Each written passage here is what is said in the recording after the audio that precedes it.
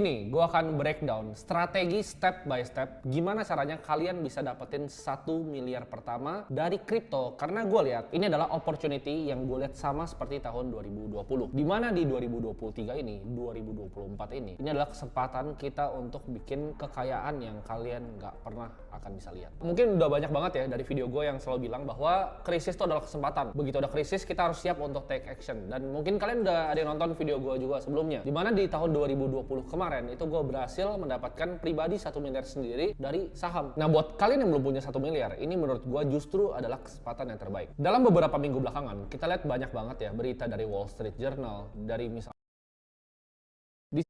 di sini gue akan breakdown strategi step by step gimana caranya kalian bisa dapetin 1 miliar pertama dari kripto, karena gue lihat ini adalah opportunity yang gue lihat sama seperti tahun 2020, dimana di 2023 ini 2024 ini adalah kesempatan kita untuk bikin kekayaan yang kalian nggak pernah akan bisa lihat. Mungkin udah banyak banget ya dari video gue yang selalu bilang bahwa krisis itu adalah kesempatan. Begitu ada krisis kita harus siap untuk take action, dan mungkin kalian udah ada yang nonton video gue juga sebelumnya, dimana di tahun 2020 kemarin itu gue berhasil mendapatkan pribadi 1 miliar sendiri dari saham. Nah, buat kalian yang belum punya 1 miliar, ini menurut gue justru adalah kesempatan yang terbaik. Dalam beberapa minggu belakangan, kita lihat banyak banget ya berita dari Wall Street Journal, dari misalnya Bloomberg ya. Ekonom-ekonom di sana bilang bahkan 70% kemungkinan resesi di tahun 2023. Tenang, tapi di sini gue bukan bikin video buat nakut-nakutin kalian bahwa 2023 bakal kebakaran, bakal resesi dan bakal kiamat. Enggak. Tapi di sini gue akan kasih kalian step by step secara konkret gimana caranya justru memanfaatkan resesi ini. Ini bukan cuma sekedar nakut-nakutin, karena konsensus dari ekonom sendiri udah bilang bahwa akan terjadi kemungkinan resesi. Nah, gue percaya hal yang gue replikain tahun 2020, dimana gue cash out, ya kan, gue cash out di awal Januari dan gue hajar semua di Maret di saham waktu itu adalah hal yang bisa gue replikain. Nah, tapi pertanyaannya sekarang, kenapa gue bikin video ini di kripto bukan di saham? Karena gini, kalau di saham kemarin dari pengalaman gue bisa mendapatkan keuntungan yang ya dibilang kecil juga enggak, lumayan beberapa kali lipat. Tapi kripto ini menurut gue bisa naik 5 kali, 6 kali, 7 kali, bahkan 8 kali lipat. Nah, mungkin saham itu turunnya nggak akan terlalu signifikan. Kenapa? Karena IHSG sekarang masih 6.700. Itu bahkan cuma paling nanti drop mungkin mentok-mentok 5.000 ketika krisis. Tapi kalau di kripto, ini turun dari all time high-nya udah mau mendekati 80%. Jadi kalau naiknya itu bisa 4 kali, bisa 5 kali lipat lebih tinggi dibanding di saham. That's why bikin 1 miliar pertama itu lebih gampang di kripto dalam tahun-tahun yang akan mendatang. Nah, sekarang pertanyaannya ya kan, apakah market timing mungkin? Kan banyak bilang, gue juga pribadi sendiri selalu bilang bahwa time in the market is better dan coba untuk timing the market. Tapi kita lihat Howard Marks baru keluarin memo tentang gimana caranya kita bisa belajar dalam sejarah dari tahun 1971-nya Paul Volcker sampai sekarang. Semua sejarah itu biasanya berulang. Dan kalau dibilang gak ada yang bisa market timing, kita tahu bahwa banyak banget bilioner di dunia, hedge fund manager yang super kaya dari market timing. Contohnya, Bill Ackman waktu COVID, ya kan, dia beli credit default swaps. Itu mirip seperti kalau dulu itu dibelinya Michael Burry pas tahun 2008. Tapi itu yang dibelinya adalah CDS-nya mortgage ya. Tapi ini beda yang dibeli sama Bill Ackman. Dia mengubah 27 million US dollar jadi sekitar 2 billion US dollar, yaitu 100 kali lipat. Nah, itu apa kalau bukan market timing? Kalian bisa sebenarnya timing the market, dan gue udah lakuin sendiri waktu pas COVID kemarin dan sudah terbukti bahwa itu bisa. Nah, tapi pertanyaan apakah pasti 100% benar? Enggak juga. Tapi kita bisa lihat lah, kita bisa cocok-cocokin dari semua kondisi makroekonomi ini jadi kayak main puzzle. Jadi kita cocokin antara piece of puzzle-nya untuk mencapai sebuah pemikiran konsensus. Apa yang akan terjadi dan apa yang harus kita akan lakukan dari data dan informasi yang disajikan. Nah, ini point of view gue ya. Jadi kan prediksi gue ya di video sebelumnya gue yang bilang bahwa sebelum tanggal 14, videonya gue keluarin tanggal 13 kalau nggak salah. Tanggal 14 itu akan naik 0,5 dan terjadi bener prediksi gue. Ini prediksi gue selanjutnya ya. Ini akan terus naik at least 100 basis points lagi sampai di Maret 2023. Jadi apa yang terjadi? Kalau kita lihat misalnya saham dan interest rate. Jadi simpel gini. Kalau suku bunga naik, orang pasti lari dari aset-aset yang risky, contohnya seperti saham dan kripto. Jadi ketika Fed naikin suku bunga tinggi, saham pasti akan turun. Itu memang udah hukum alam. Mungkin ada yang pernah turunnya barengan, yaitu tahun 2008, tapi itu anomali. Tapi sejarah equity dan federal funds rate itu selalu kayak gitu. Suku bunga naik, saham dan kripto itu pasti akan turun. Jadi kalau prediksi gue naik 100 basis points by Maret, ya pasti saham akan turun another 10 to 15% lagi. Jadi simpelnya kalau gue mau jelasin konsepnya interest rate the Feds, jadi kalian yang perlu kalian ingat cuma dua, hawkish dan dovish. dovish. Maksudnya apa? Kalau dia lagi naikin interest rate tinggi, dia lagi kontraksi balance sheet ya, dia tarik peredaran uang, itu namanya hawkish. Nah, tapi kalau dia akan berubah ke dovish, di mana dia mulai turunin nih. Karena suku bunga tuh nggak bisa dinaikin terus-terusan. Pasti ada suatu titik di mana dia harus turunin suku bunga, dan ini jadi dovish. Nah, ini dia mulai nih melakukan yang kayak zaman dulu pas Covid 2021, print uang ya kan. Udah nggak narik lagi dari peredaran, tapi dia mulai print uang. Nah, itu akan terjadi apa? Orang akan lariin uangnya itu ke dalam aset-aset yang risky. Jadi ini bisa dibilangnya Goldilocks dan juga reflation. Orang akan beli aset-aset yang risky dan ini akan dipump terus naik ke atas. Nah, intinya adalah apa? Kan kita tahu ya, ada hawkish, ada dovish. Pertanyaannya, kapan dia pivot? Ya, jadi ini yang pertanyaan semua orang cari. Kapan berubah nih dari dia naikin suku bunga, kontraksi balance sheet, ke akhirnya dia lebih luasin nih, lebih easing,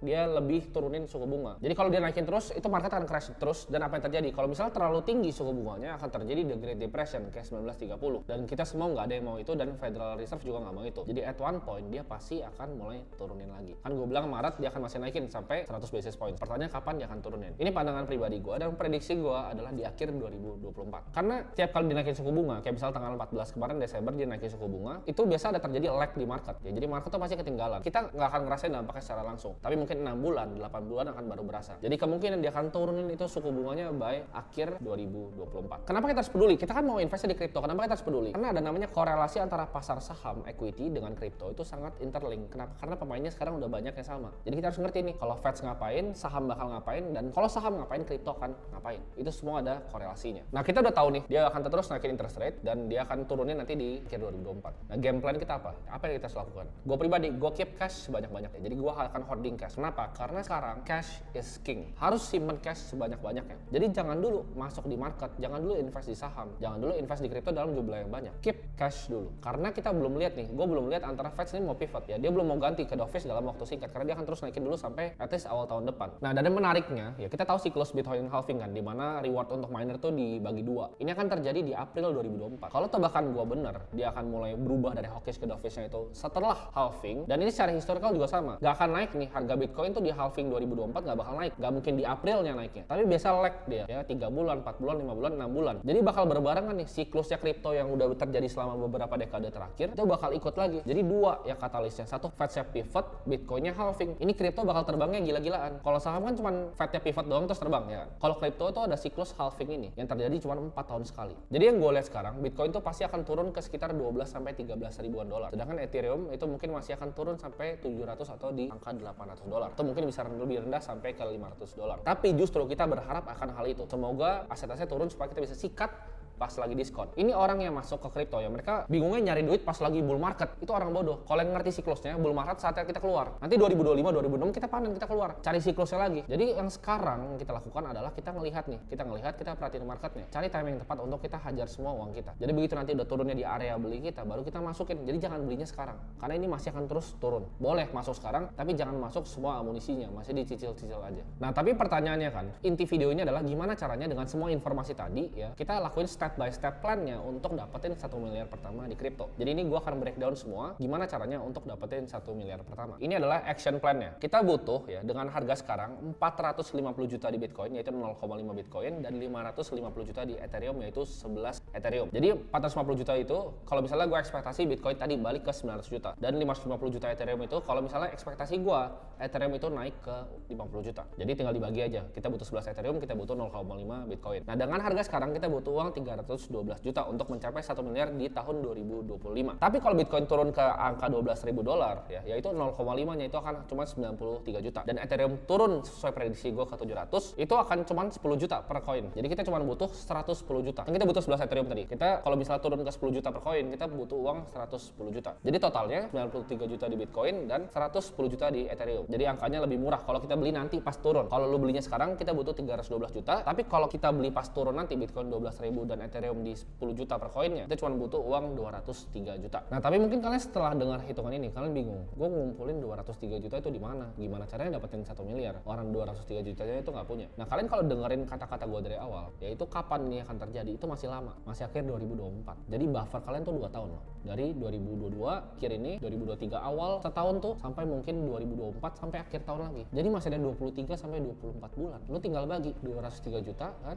bagi deh tuh ya sama 23 bulan, 24 bulan berapa? Paling 8 jutaan. 8 juta sebulan yang kalian taruh di cash nanti buat dimasukin ke kripto, itu bisa ngasilin 1 miliar loh. 8 juta. Nah kalau kalian ada yang komen lagi, oh nggak bisa cari 8 juta sebulan, ya itu udah urusan lo lah itu. Lo coba cari sendiri. Nih gue tanya nih, Alpi, bisa nggak 8 juta sebulan? Bisa nggak lo?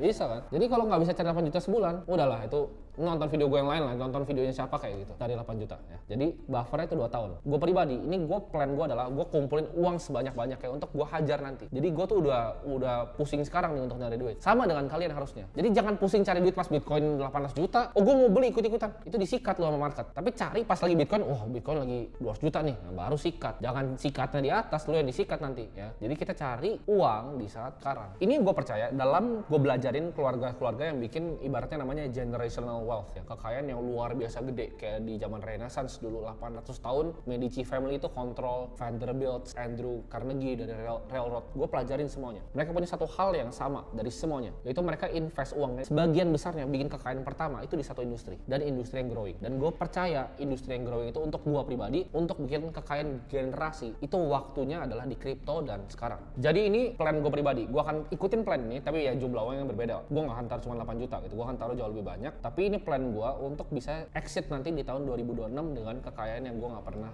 lihat sebelumnya. Jadi gue bikin video itu, gue walk the talk, ini yang gue lakuin sendiri. Gue gak akan coba cari misalnya nanti yang altcoin, nanti ya itu ya. Tapi gue akan sure bets dulu, yang simple, yang gue tahu pasti bener adalah Bitcoin dan Ethereum. Dan menurut gue harganya bahkan akan lebih ya all time high. Jadi mungkin untuk dapat 1 miliar kalian cuma butuh 100 juta, ya 6 juta sebulan tuh bisa sebenarnya. Tapi ini gue pakai bearish case aja, dia nggak sepet hit all time high-nya. Tapi setiap halving sebenarnya selalu di hit all time high-nya. Nah gue ngerti banget ya, ada yang bilang, oh lu berasa kayak dukun ya lu ya, nggak mungkin terjadi gitu. Ya gue tahu ada namanya black swan event ya, nanti misalnya nggak tahu lah siapa exchange besar hancur lagi atau apa, terus harga kripto hancur semua, atau tiba-tiba ketemu quantum komputer gitu, pecahin SH256-nya Bitcoin. Ya banyak black swan kayak gitu yang gue nggak bisa prediksi, tapi ini adalah hal terbaik yang bisa dilakuin daripada nggak ngapa-ngapain. Sekarang tinggal di kalian ini yang punya mimpi untuk mau dapetin 1 miliar pertama, mau punya uang, ini kesempatannya, cari duit sekarang, invest di kripto. Kalau kalian nggak mau dengerin ini ya terserah. Tapi gue udah buktiin, kalian lihat foto gue 2016 beli Bitcoin ya kan, dan ini gue mau replikain sama lagi 2025 dan 2026 gue exit, kita party bareng lah semuanya. Ya gitulah plan gue untuk gandain uang gue 5-10 kali lipat dalam the next bull run. Tapi buat kalian ya, kalian mungkin masih bingung gitu kan, ini kripto apa sih, lu belajarin dulu dah fundamentalnya. Jadi belajar, ngerti